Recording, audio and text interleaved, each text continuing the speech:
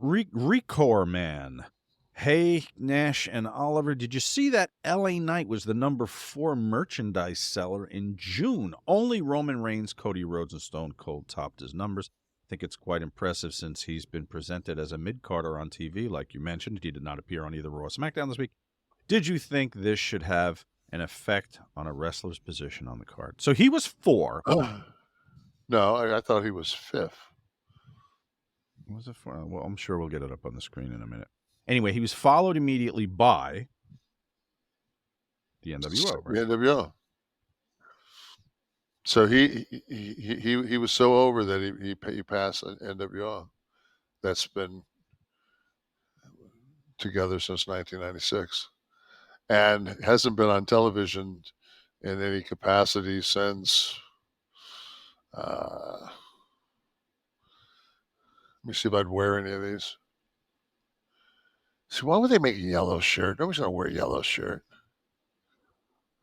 Hulkster did okay with that for a few. Yeah, that's Hulk. It's reminiscent of the old LA gear. The Dodger one. The Dodger one would sell. I would that one there. The one over the light blue that looks like a Dodger shirt. Up there. Yeah, that kind of looks like a Dodger shirt. I actually watched. I didn't know much about the guy, and so I watched some clips, and I'll say, I mean, he's a good hand.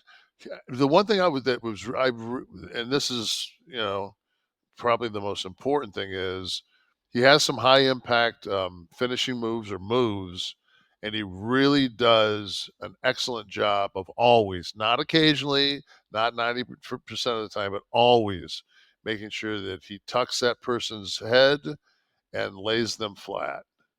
And that's such a worker observation. See, I watched matches, but I think his work rate is fine. To me, it's just because that's my whole thing. And he looks like, I mean, he looks like he's strong. I mean, I always look at him like, okay, can I have a match with this guy in my prime? I'm like, hell yeah! Like he would have laid me flat. Like I could have had a good match with him. So I wasn't dogging him.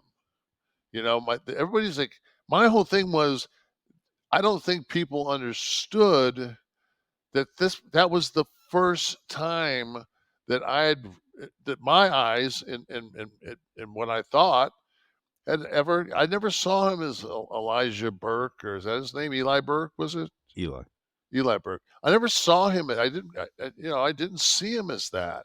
I didn't see him in NXT. Eli Drake is what it was. Eli Drake. So. Well, your commentary was on the promo. Yeah, you can find footage of the people's elbow being dropped, or his version of that. Right. There's no denying that. But you know what? I'm gonna throw the hypocrite flag on you here. I want to bring up a picture. Look at this picture. It's bad enough you tried to be the Wizard of Oz. Now look at this. This, for someone who has comments for LA Knight impersonating The Rock, you're doing a hell of a job impersonating the King. Well, what I did there was when they came to me and they said, we want you to develop a look for Diesel. And I was just standing at ringside. I said, well, I'm going to start with the 68 comeback look. I'm going to add some tassels so when I do move, because I'm a little lumbering, those tassels will give the appearance of more movement. And so, but I wasn't like when Diesel spoke, he went, Christmas without you. So mine was a look, and then that look lasted very short. The pants, I didn't wear cowboy boots. I didn't wear pants. I wore the pants, but I wore a singlet and I wore a vest. So it was. My whole thing is, I heard Disco on a show saying that he's kind of stole his stuff from Honky Tonk Man. All right, so you like when Honky Tonk would do his dance, Disco would do his dance during those same moments. That's picking It's like people said, "Oh yeah, well your boy copied Scarface." Really? I've watched Scarface at least 100 times. What was Tony Montana's finish? The issue I had with Glenn's thing was Disco would dance, but he was doing the Travolta disco kind of thing.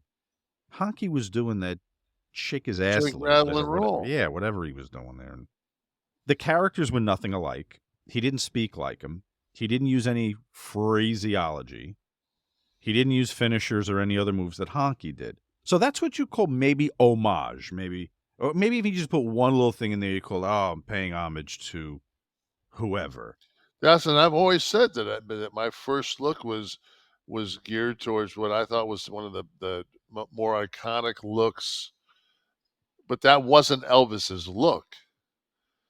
That was Elvis's 68 look on the special when he returned. So that was one time, and that was it. So if I was to have worn more like a Double J outfit with a belt buckle and, glory, glory, hallelujah, and doing his Viva Las Vegas gig, that kind of a look, then that would have been more of an Elvis. Like, I don't have anybody like when somebody said, what do you think about AJ and those guys, using the Kliq sign? I'm like, I don't care. Like, that's fine because everybody knows where that came from, where that started from. Fenn used it. They used it as a Bullet Club over in Japan, and it was meant to be like that was, you know, Paying homage is different, and like you right. see in film, sometimes there'll be a moment or a shot which emulates something, like Brian De Palma in The Untouchables, the homage to the Odessa step sequence when the baby carriage goes down. I mean, But is the dialogue in the film the same? Is everyone no, dressing like no. that too? Because then that's called something else, I That's think. like The Rundown. That movie, The Rundown, when Rock walks in that bar or nightclub, whatever, and he passes, and the way in he passes Schwarzenegger, and they look at each other. And it was kind of like that passing of the torch that Schwarzenegger gave Dwayne, the passing of the torch there. That's a completely different, situation than, and I think that's the whole thing is like, if you do it with knowing that that you're, and I don't even call it it's because it's not a copy because a look is just a look. I mean, there's only so many ways you can wear your hair, so many ways you can, you know. Well, I think when we were talking, it was the delivery, the cadence, sticking it up your ass, and then Yeah, there was a the lot elbow of drop and there were a the lot. hitting the ropes that way. Yeah, There were a there's a lot of case to be made. but Has he reached out and thanked you for that number 4 spot, courtesy of your talking about him on the air for the last 2 weeks? oh, he doesn't need to. All right. He can sure as fuck thank me and Scott for that guaranteed money he gets every fucking month. Travelator hater. I was making love one time with my girl, and Slipknot came on because we were trying to drown out the noise so my parents couldn't hear, which Slipknot works perfectly for. But we both couldn't contain ourselves from starting to laugh of how ridiculously violent the music is, and it totally ruined that session, but it made for a good laugh. This is, of course, a callback to you talking about setting the mood. And Mr. Mason rests his case. Locking diff. I'm an old wrestling fan and stopped watching shortly after the Attitude Era ended, basically the start of Ruthless. And LA Knight has reignited my interest in the WWE. A lot of wrestlers have borrowed it and were heavily inspired by others in the business to help them get over. If you look at Google Trends right now, as of June 2023, LA Knight is absolutely skyrocketing in searches. Did he thank you for that? There's no question that right now the creative team at WWE is scrambling to rewrite a lot of stuff because of this. Nobody expected this, and I'm happy for the guy. Well, one thing I've got to say is, and 4 or 5 years ago, man, I thought wrestling was gonna die. I was just like, God, every show was bad, and then it's like Raw started getting better. I've just never been a SmackDown guy. I was never on. We didn't have SmackDown, and when I went back, I was rarely on it. I was always a Raw guy, so I'm just kind of just watch Raw. That's the show I watch. That's the show that I make. That's the show I watch every week. And I watch NXT probably the second most of anything. And now that they're doing where they're sending Raw guys down to NXT, now it's got my interest because I'm trying to see who they're giving a rub to that they're probably going to bring up to the main roster. But like the production is like Kevin Dunn has always like been so far above everybody else from a production standpoint. And like there were a lot of people that were saying, you know, like we talked about it, does Vince have his hands in creative and things like that? And it's like, I watched the show and I said her a couple of weeks ago, and I just said like, am I the only one that sees like a better continuity, like going from match to interview to like it just seemed like things are clicking, and I don't know. It's just so if LA Knight, if the people, if he's the chosen one, if he's the people's champion, then he's the people's champion. So You know, Mhm. I don't have a I don't. It doesn't fucking matter to me. You know, No, if and he, the proof is in the pudding. yeah, if his Obviously, segments do a number and that fucking helps the WWE, which I'm a stockholder, and fucking it makes my buddy fucking Paul's life easier, then fuck get over, dude. It was just one of those things where I don't watch SmackDown. So, dude, I didn't know who the fuck you were. And I apologize. But some of us that are in professional wrestling actually watch sports, watch film, occasionally read a book. Like I do other things besides watch wrestling.